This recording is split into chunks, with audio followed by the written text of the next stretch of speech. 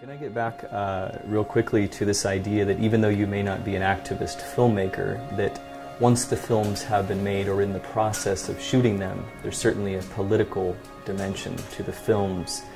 And I think that that's why retroactively this is being considered a trilogy about globalization. I'm very suspicious about this word, actually. I know where it comes from, that it's named the Globalization Trilogy, and that's mainly because the films explore their views or their themes on different places on Earth. That's sort of enough. Yeah. And in a way that's rightfully so then.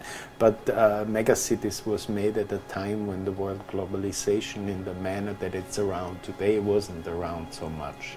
I actually read it in the first time I ever read the word globalization was in a bad review about Megacities. and nowadays I have the feeling that everybody uses this word for whatever he thinks he should use it. You know, it's like a white screen. Whatever is like happening all over the world is some kind of globalization, you know. What it actually might mean is that the world has become a little smaller in accessible ways. But And you have become someone who is chronicling it, and you can't always know while you're chronicling it what's going to happen, but it seems with this trilogy that, do you know this word in English, prescient, that maybe you have anticipated in your documentaries what the world will be like?